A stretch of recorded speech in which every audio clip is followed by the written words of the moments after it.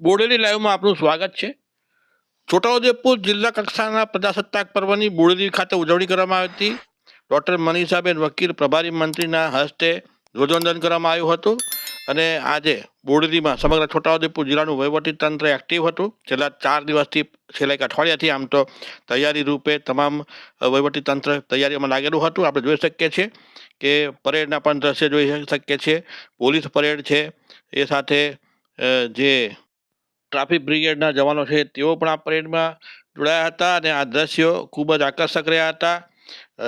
પ્રજાસત્તાક પર્વની ઉજવણી વેળાએ દેશભક્તિના ગીતો અને દેશભક્તિના રંગે સમગ્ર બોડેલી રંગાઈ ગયું હતું। આપણે તસવીરમાં દ્રશ્યમાન થાય છે, તમે જુઓ કે ટ્રાફિક બ્રિગેડના જવાનો છે તેઓ પણ આ રીતે પરેડમાં જોડાયા હતા। સાથે સાથે કૃતિઓ પણ કેટલીક રજૂ થઈ હતી, જે આદિવાસી ભાઈઓ છે તેઓ પણ આમાં જોડાયા હતા। આપણે જોઈ શકીએ છીએ કે વિવિધ કરતબો દર્શાવતા આ દ્રશ્ય અને આદિવાસી મહિલાઓ જે રીતે નૃત્ય કરે છે તે પણ આપણે જોઈ શકીએ છીએ અને બોડેલી સમગ્ર વિસ્તારમાં આજના દિવસે ખૂબ જ આજે દેશભક્તિના રંગે રંગાયું હતું અને વિવિધ કૃતિઓ જ્યાં શાળાની બાળાઓ છે, કોલેજની યુવતીઓ છે તે પણ પ્રદર્શની કરી હતી અને આપણે જોઈ શકીએ છીએ કે વિવિધ કરતબોએ સૌ કોઈ દિલ જીતી લીધા હતા અને આ જે દિલધડક દ્રશ્ય છે કે આપણે જોઈને ખરેખર અભિભૂત થઈ શકે। ટેબ્લો પણ રજૂ થયા હતા।